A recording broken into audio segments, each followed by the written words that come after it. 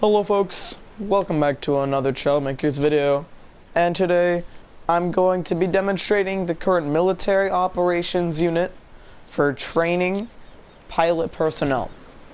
That we have made 2 trainer aircraft specifically for training pilots in proficiency in dogfights.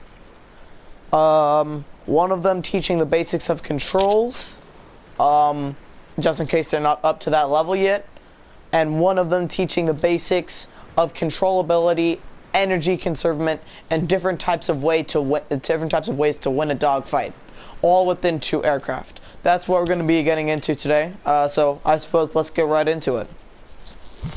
So let's this is going to be a bit weird. It is the T1.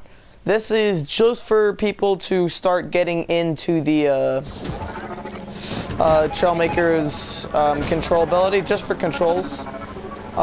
It is 0 gravity. This was made pre-space, so it is 0 gravity. However, it is just for the person to get used to the controls of aircraft. It is also meant to teach them the general mechanics of how that works. So if you do a harsh maneuver like that and then you stop pitching, it's gonna it's gonna conserve the movement of the tail. So just quickly demonstrate that here.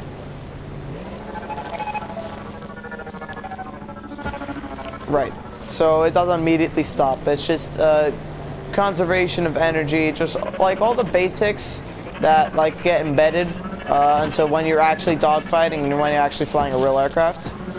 Overall, this aircraft was originally designed to experiment with 0 gravity because, you know, before space update, and it was also meant to experiment with the hoverpad glitch. But yeah, right now it's a trainer aircraft. You can still see the blue 2 that was to represent the experimental sign. But yeah.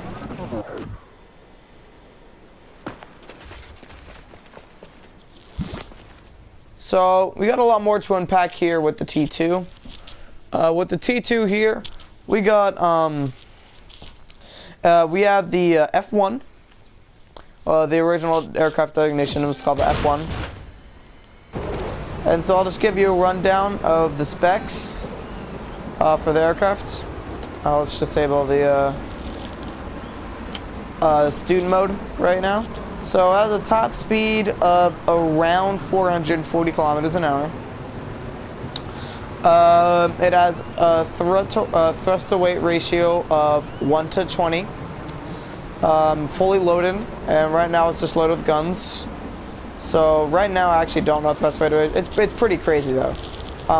It typically can carry 2,000 pounds of ordnance, including guided missiles. But for now it is just a trainer aircraft equipped with guns that don't work. But yeah, so we've activated student mode here. So let's go into a turn here to demonstrate the first feature. So we're at a pretty good altitude here. I wonder if we can actually see what altitude we're at right now. Yeah, I can't really read that, but we're at a pretty good altitude here. So we'll go into a high G turn. So that's energy right there. It's telling the student that you're low on energy. And so if you try and get out of that turn, you're gonna have trouble rolling and pitching. You're not gonna have a lot of maneuverability, not a lot of energy, and you'll get shot down. Not a lot of speed. That's the worst place you want to be in a dogfight. Secondly, if you're doing an over-the-top turn like this one, and you go into a way low speed area, you'll get that red light. You're going into the double digits here. That's really bad. You can't really, you see that roll, that took like a solid 3 seconds to kick in. It's not very good. It's not a situation you want to be in. So that's teaching the first thing, energy conservation. Second thing is altitude. Altitude is very important, especially in the F1. So let's say you're in a low here, you're going into a merge.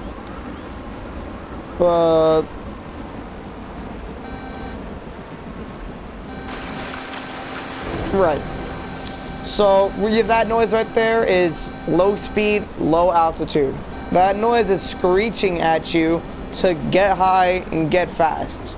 Because if you don't, you're either going to land in the water or get shot down. And this altitude really is never a place you really want to be at, especially at the student level. But yeah, this also teaches the student the basic mechanics of flight. Right?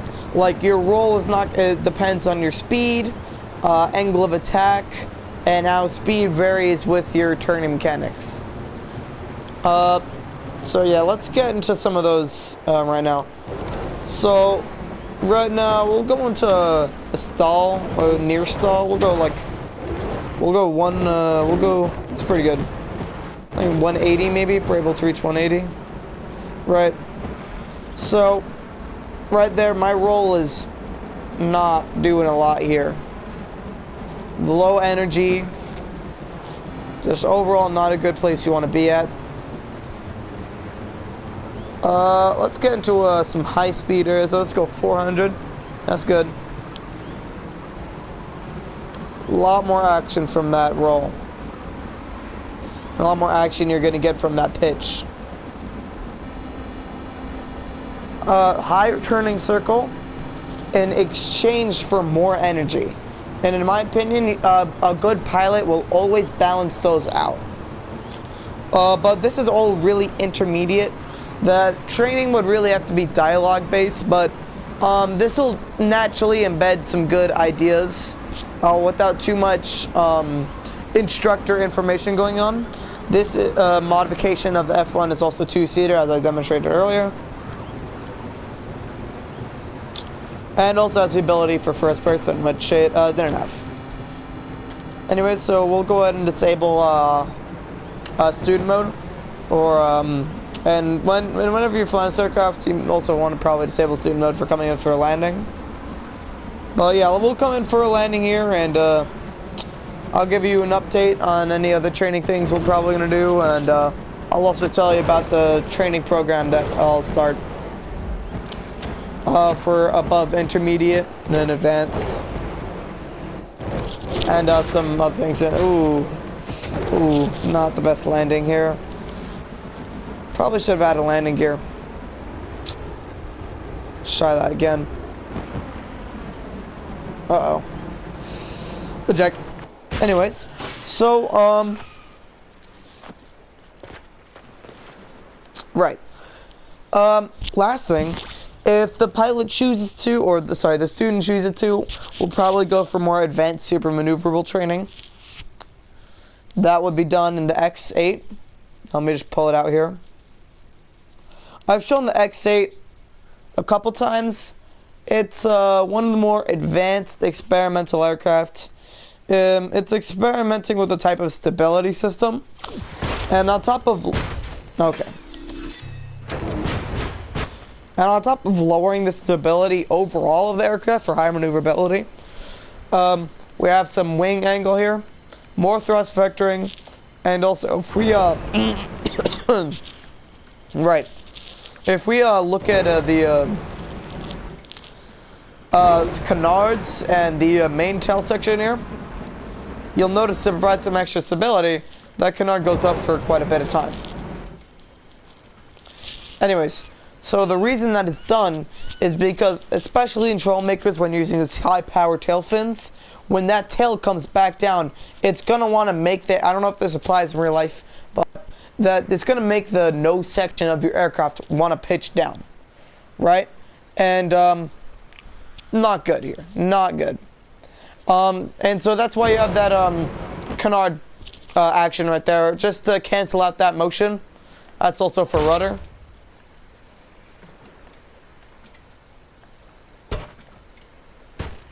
But of course rudder doesn't have the extend motion, it just has the counter motion, because that would be a bit too harsh. Anyways, let's get right into flying this thing. Rightio then, let's get started.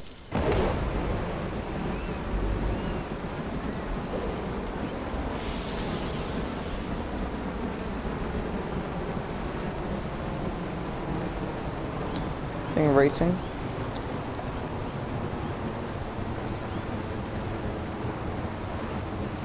This thing, lower top speed. However, the maneuverability and stability this thing possesses is just crazy. So we'll go to a lower altitude here to demonstrate. There's really no angle of attack you have to worry about.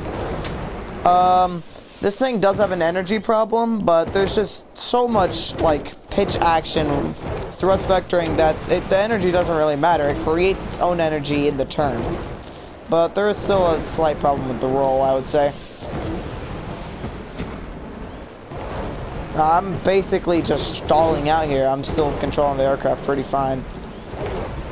Like, you know what? I could probably go 90 degrees up right here. Then just maintain this right here. So, overall, pretty good, right? It just opens up a lot more maneuverability aspects. It's just a good thing overall to possess. And so yeah, overall it's a pretty good trainer. It's a really good dogfighter as well. It's more intermediate to advanced in terms of controllability, but overall it's a good thing to go off of. And yeah, so I guess that concludes the pilot training segment. Really nothing else to show off about. Any other updates, I'll make another video about it. Anyways, y'all, I'll catch you guys in the next update. Yeah.